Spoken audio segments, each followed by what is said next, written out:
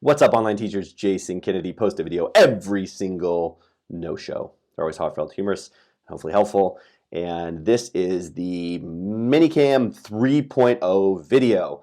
This is the third video in a series of videos that I've been doing on ManyCam, and I hope that you found them helpful. I've been using ManyCam now for most of my teaching career online, and I love it. I love using it. It enhances my teaching experience so much. So if you're brand new to ManyCam and you want to download ManyCam and kind of get going, I would refer you back to the 1.0 video. If you want to click below, there's a link. On that link, it will take you to the ManyCam site. You can download ManyCam, you can purchase ManyCam, and it will be the same cost to you, but they will actually give me a little kickback as a thank you, which is great if you want to click that link. I would highly recommend you purchasing the middle, the studio, or the premium. The basic one doesn't have the chroma key function, as well as it only has 2 video screens, of which I think is a little bit difficult to use. So that's just my recommendation. It's totally up to you. I personally also purchased the lifetime one because I didn't want to pay for it annually. So that's also up to you, but that is that. So if you want to get going with ManyCam, do that. Click back over to my 1.0 video. That's the basics on how to get set up. My 2.0 video basically shows you how to get going with teaching, how to use some of the effects, how to use basic chroma key, and now we're going to jump into 3.0, which is some advanced tips and tricks. This is probably my last one in the series, although who knows, maybe I'll put a 4.0 one out as well during my next no-show. All right. Let's flip you around my screen and get going. Okay, so here we are jumping back into ManyCam. Go ahead and click on ManyCam if you're not already there. It'll bring up a screen. We've been doing a lot of stuff on our 1.0 and 2.0, which are still kind of here. If you have not seen those videos and you feel a little lost on this video, you might want to jump back and check out the ManyCam 2.0. As well as the 1.0. I kind of go through how to download, how to get rid of the watermark, how to kind of get everything set up. 2.0, we touch on effects and we touch on chroma key and some basic functions that you can do. In this 3.0, we're going to kind of go a little further in every area. I'm going to show you how I teach using ManyCam a lot, and some of the tips and tricks that I use and do, and we're going to go deeper into chroma key, into images, and into effects, etc. Even do some organizational stuff. So if you've been around ManyCam a little bit and you've been using it, this might help you. If you're brand new, I would definitely jump back a video or two and start there. Okay, let's jump back in. Like I said before, here down at the bottom shows all your different basically screens or videos that you have that are offered to you. Just so you know, if you do sign up for the premium, the very top of the line option for ManyCam, they do give you 24 different options, screens that you can use, whereas you only get 12 if you do the middle one, the pro one. And if you do the basic one, you only get 2.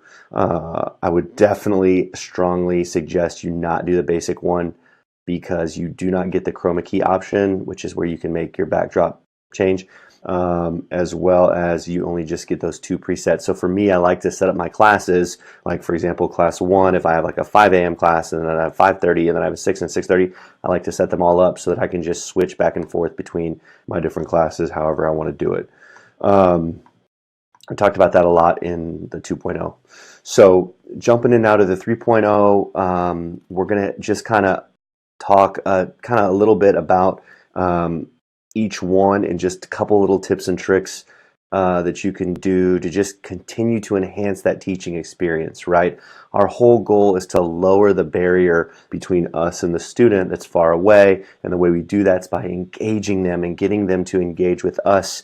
And we do that with media. We do that with trying to make things move and come to life, and we try to help them really engage with what we're doing. So let's say, for example, my first class is a class where we go to the zoo. So what I might start off with is just a basic chroma key backdrop to welcome my student. You'll want to turn your chroma key. You'll want to adjust your backdrop. Make sure, whoa, that one went way too far, too fast.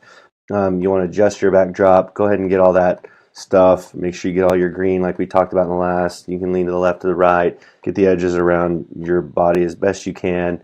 We're going to go ahead and adjust that anyways here in a second to show that we're going to blur that contour just a little bit, and we're going to shrink that contour just a little bit so that we don't have that green around us. Okay, we're chroma keyed in pretty well. Basic backdrop on here. I have on my desktop a backdrops whole folder. So you put backdrops in there. You can do basic ones if you want, or you can do more involved ones. Let's say you do a basic classroom one, just kind of have welcome to my classroom, glad you're here, hello, you know, nice to meet you, do your pleasantries, etc. Sometimes you have to chroma a little bit more after the classroom comes in, or sorry, after the image itself comes in. So if I would kind of start there and just be interacting with the student. Now, when I'm teaching my class, my ManyCam is not this big. I go ahead and shrink it down to the smallest size possible that you can, and I push it over to one side or the other depending on which side. I want to make sure that I have just enough space where I can access my toolbar over here so I can switch in and out of my effects. If I don't have access to my toolbar, then I'm kind of stuck. So I'll have my other screen up, and I will literally be clicking back and forth from this to that to this to that. It's the easiest way to teach. I normally try and have the child, I want to see the child on my screen, and then I'll have the ManyCam going over and behind my slides. So in this case, I do my greetings, I do my pleasantries, and I realize and already have prepped that this is going to be a trip to the zoo. And so I already have my zoo animals already in my thing. I'm going to go ahead and hide them all here in a second. I'll get my zebra ready. I think I have a giraffe. I'm going to get my giraffe ready, if I can spell it. I'm going to get my elephants ready. Because we're doing all zoo animals. I think I have other elephants too. Okay, great. I'm going to get those all ready. They're available at least over here on the side, and so I can see I have some stuff from earlier I didn't get rid of. I'm just going to clean it up real quick. Let's just get rid of some of this junk from my previous demonstration, and alrighty, there we go. So I have all my animals at least in here, at least the ones that I got, ready to go, and we decide we go to the zoo, and I want to make it fun, and we're talking about the zoo, and can you say zoo? And there's zoo. Yes, zoo, that's right, zoo. I click on my custom backdrop like this. I have in here a zoo backdrop. So what I'm going to do is when I say, look, it's a zoo, and I go like this, I click the zoo, opens up, and we're at the zoo, right? They love it. It's fun. They go crazy. You can teach from the zoo if you like. If you don't want to do that and you just want to you don't even want to do a custom color or anything, you can do your transparent background, and you can just do like a standard color background. Or I have in my custom backgrounds, you can do like you know, just a basic. It doesn't have to be, you know, just a simple thing. You can even have writing on here that says your name, say like Teacher Jason or whatever. You don't have to go crazy. Sometimes it can distract them. So you can teach from here, basic colors, whatever it is you want to do. Those can work as well. So I'll do that. I'll teach on the zoo. I'll jump back and forth between my effects. Let's say I have the zebra comes out, and I'm like, zebra, zebra. Yes, good zebra. Now this is my object zebra. So I click, look, it's a zebra. This is my object zebra. I'm like, whoa, the zebra is fast. And I gallop the zebra along, or however we want to talk about the zebra. Okay, say goodbye to the zebra. And then I normally swipe the zebra away. You want to go ahead and click. You want to go ahead and click the eye of the zebra right here when you swipe away. So goodbye zebra. So there's the zebra face. You can do that as well. When it comes to the face accessories, if the face disappears kind of randomly, like sometimes it will, it's really stuck on me now, but if it disappears and it doesn't come back, you can lean forward into the screen so that it recognizes your face. And when it does recognize your face, it will actually follow you around. You can talk as the zebra and say, all right, goodbye zebra. One thing also regarding any one of these effects is that if you look right next to the effect itself, there's a little heart here. And you can actually, and you'll do this over time, is there'll be certain effects that you just use a lot. I mean, there's certain ones that I use a ton. There's ones that I'll use on probably almost on every class, whether it be numbers or whether it be different stuff. And you can go ahead and heart that. And then when you go into your favorites, you can click here and it shows what your favorite ones are. So let's say I have an elephant here and I go ahead and heart the elephant. That elephant's going to show up in my favorites folder automatically, so I can easily access those. I can also easily access all of my effects by clicking this. This takes you back to all. And this is your search. If you don't want to go and find new effects under a certain topic, you can just click on plus. You can add new effects or get more effects. This will do is this will take you actually right back to this screen right here that we talked about last time, where you can download a ton of stuff. So many different options that you can download for ManyCam, just depending on whatever it is that you want. In this case, I guess I didn't have the zoo animal of a hippo, so maybe I can look for a hippo because I want to add the hippo really quickly. I'll oftentimes even do this while I'm teaching. Now, one of the things that I would encourage you to do is if you do this while you're teaching, make sure that this is on a separate tab than the actual class that you're teaching, because if not, it will show that you're running in the background. So you don't want that. So go ahead and have this in a separate tab. You can be talking to the kid. Do you know hippos? And right now I'm loading up that hippo and I'm getting that hippo ready to go. Right? I bring that hippo in. I click up here and search. I find my hippo really fast. I love hippos. Me too, hippo. Look, it's a hippo. Oh my goodness. Wow. You know, and they go crazy. Right? Goodbye, hippo. Choosh. Goodbye, hippo. So I will oftentimes do that. I will find and download and go ahead and show props immediately. Maybe ones that I didn't get or forgot to get, or if I didn't prep it well. Sometimes I'll prep it or I'll think the class is about something, but it really turns out to be about something else. I will jump online in the middle of that class. I will continue to interact with the student, continue to do TPR, continue to ask questions, maybe do something that extends a little bit, and then after that I will show them that image that I downloaded. Also regarding effects, you can create folders. It's really easy to create a new category. You can title your own category. So let's say you want to do something on the zoo. You can go ahead and create that. It will show up down here as zoo, and then anything you want to go ahead and put in that thing, you can just move that effect over into the zoo category and it will always be there. The way you do that is you can just add. So go ahead and click add right here. You can add background. You can add anything from the objects that you already have. So let's say the objects I have, say a bear might be in a zoo, and let's say these birds might go to the zoo, and let's say a camel might go in the zoo. Cool. So I'm going to move those 5 over there. Now I go into my zoo. Here's the animals that I just added. So I did a lot of this organization early on. It can pay off.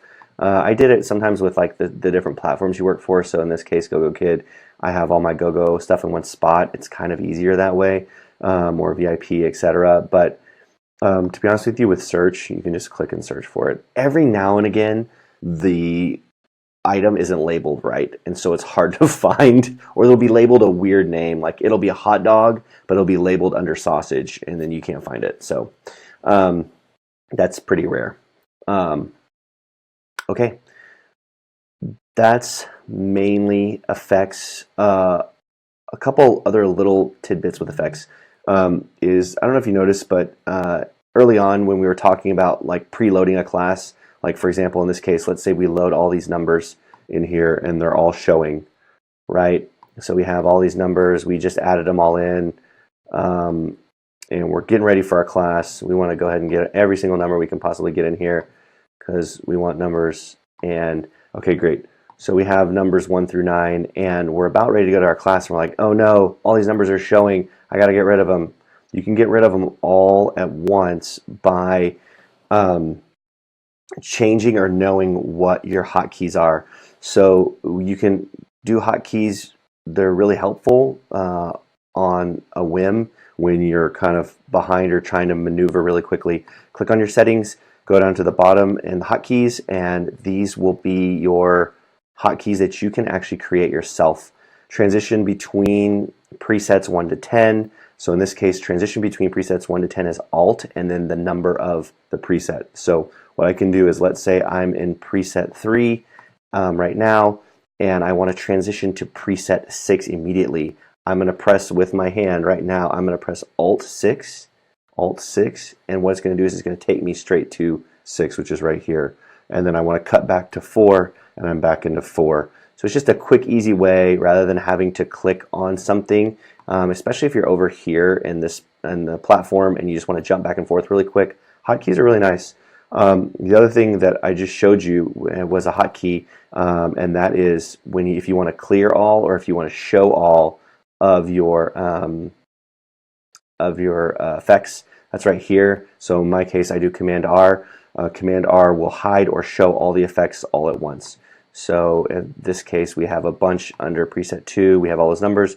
If I hit Command R, it's going to show all those numbers. If I hit Command R again, it gets rid of all the numbers. It's really nice if you jump over somewhere really quick and you have a bunch of stuff on there and you're like, oh shoot, I have a bunch of stuff on here, get rid of it.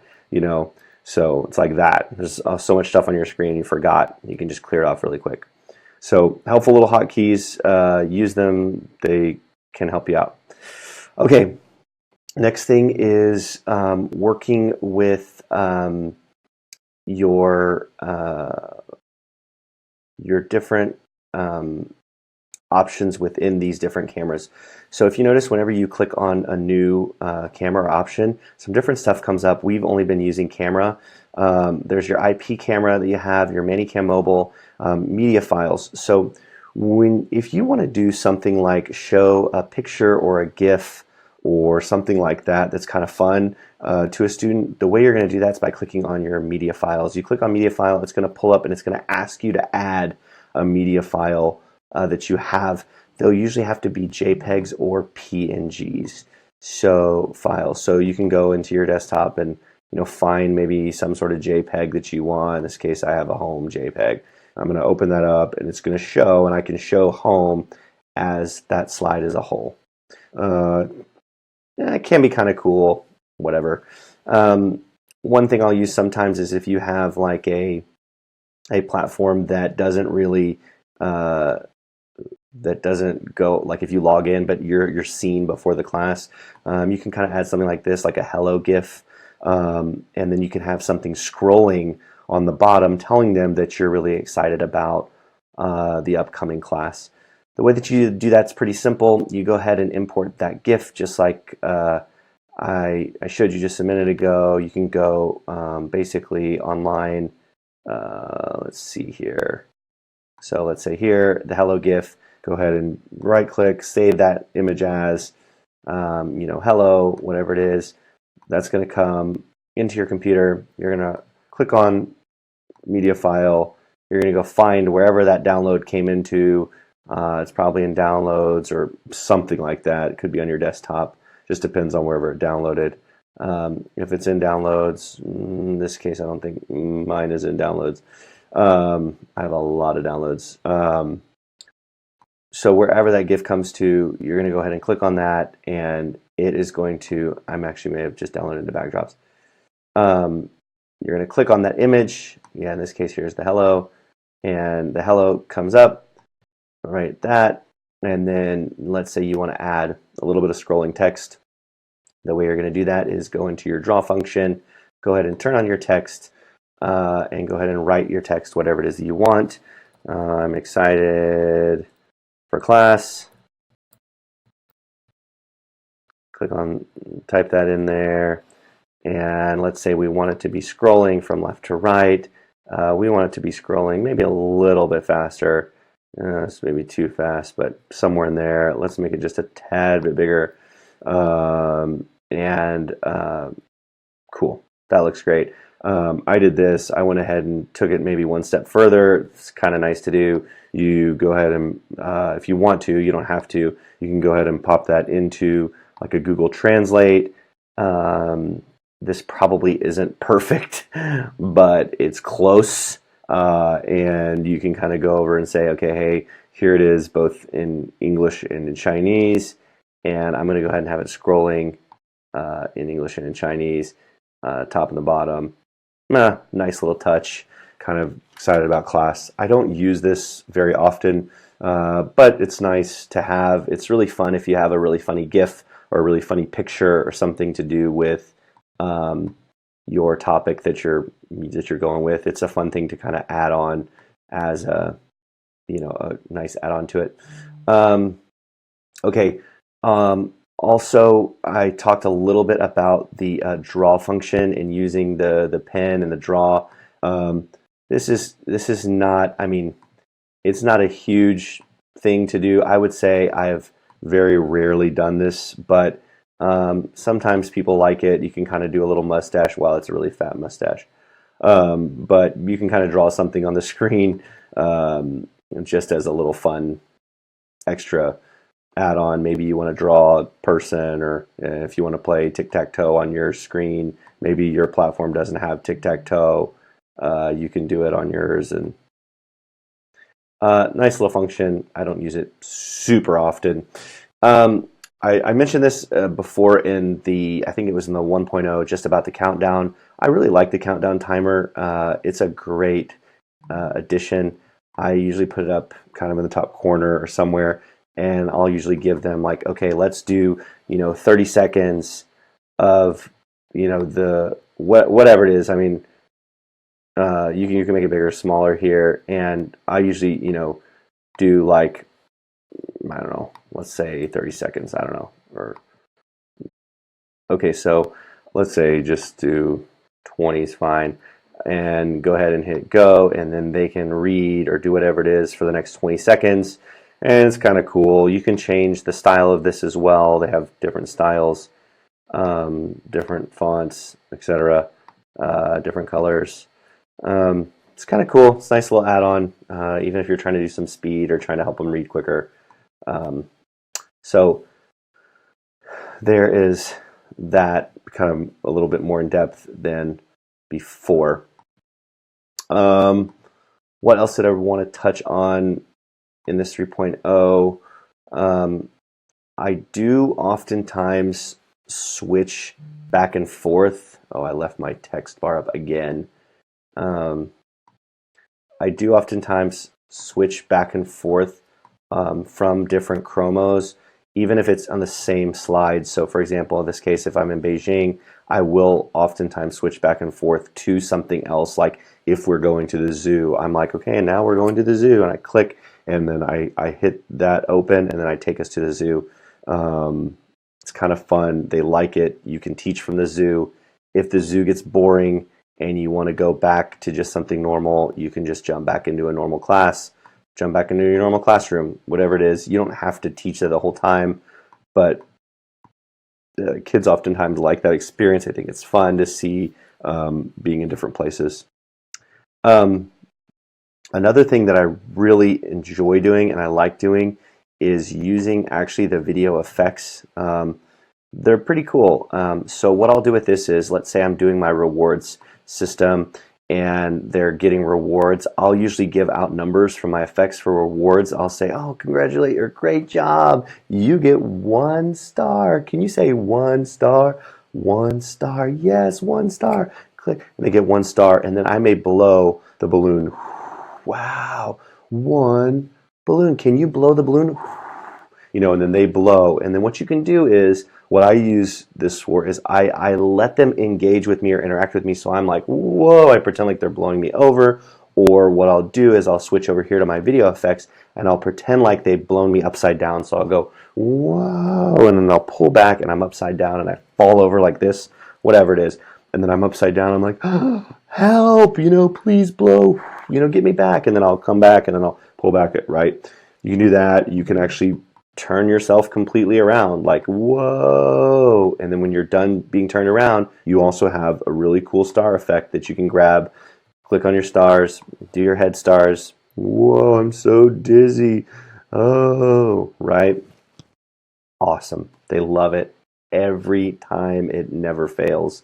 Goodbye 1, the 2 comes up. I go ahead and jump, grab the 2. Where's my 2? There's my 2. You have 2 stars. Yes. Can you blow the 2? If at the very end, I'll oftentimes go ahead and give them fireworks as a fun treat. I'll move to the side and I'll say, do, you get fireworks? Yes, great job. And then I'll make a joke about it, like, be careful, don't play with fire because you could get burned. And then I'll do a whole thing on being burned. Blow out the fire. You can have so much fun with it. I mean, it's amazing the opportunities and stuff, but I would definitely use these. I think the rotate's kind of fun. They enjoy it. Even if you're doing something like, even if you're going around something, or, flipping upside down is really fun too. So I would definitely use those. The zoom function can be fun. It can like bring them in really close and be like, let me tell you a secret. Shh. But you don't have to get really close to the screen, so it's a cool little thing. Okay, picture in a picture. So what you can do is, this just basically tells you how to add a new layer in your preset and where to put that in your thing. So the way you do that's this, is that you're going to go up into your presets. Let's say we're going to jump over to preset 1, which is what we had, and we're going to add another layer within preset 1. So what it does is it creates another layer for us to go ahead and add, whether it be another camera, a media file. We'll get to a YouTube URL here in a second, or even your desktop. You can just show your desktop, just your full screen of your desktop. Now, where this gets fun is if you share the full screen of your desktop. In this case, we don't want to do our full screen, but we could do actually a limited screen. And what that is on your desktop, you can do an app window or an area under cursor or a custom area.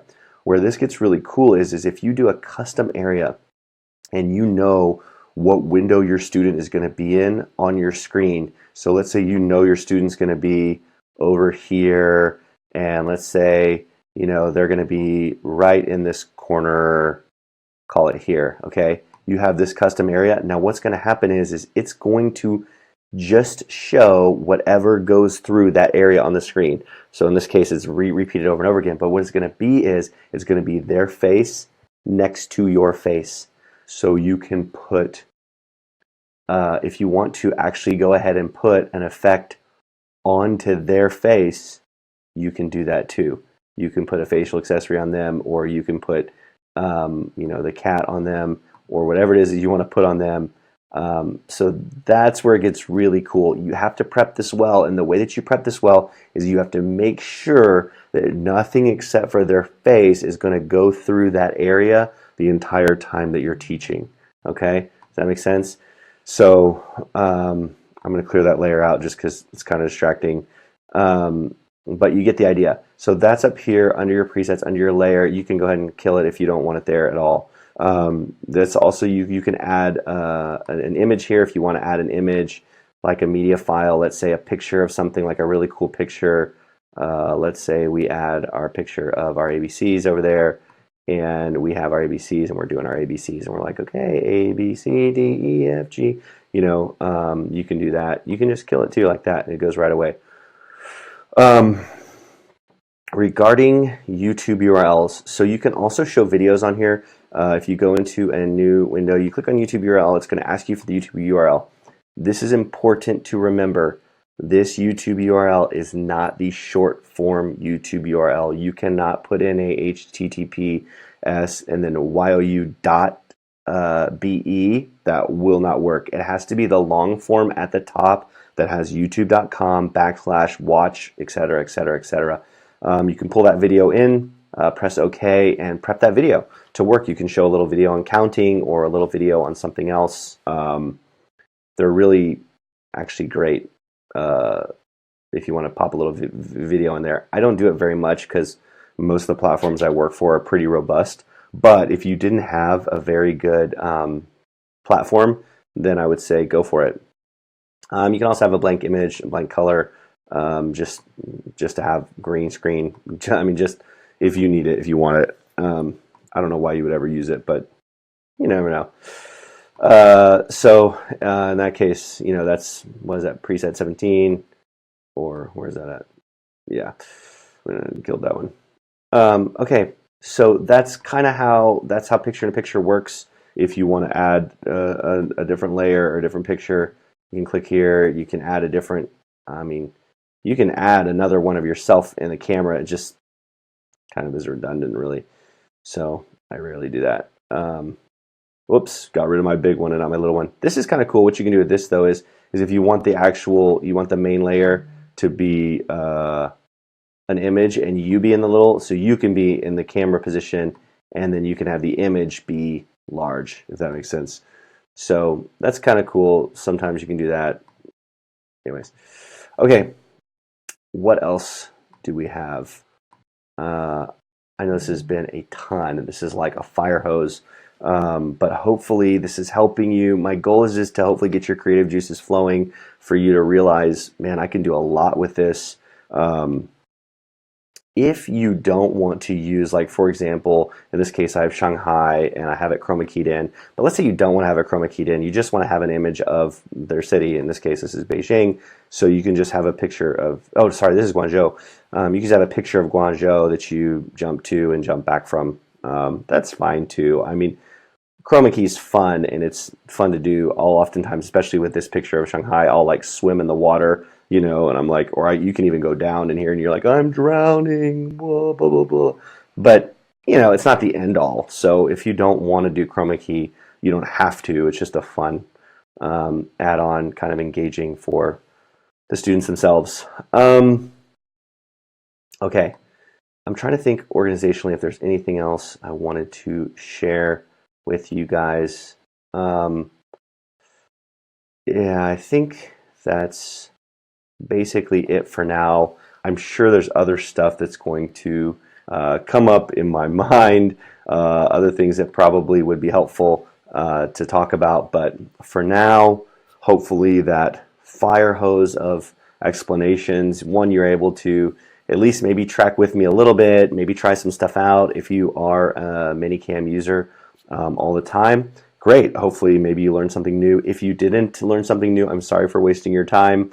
If there's stuff that you want to share with me, please, please, please comment below. I want to get better myself, and I want to know how to be the best teacher I possibly can. So please feel free to post below and let me know some of the things that you've learned along the way so I can be better.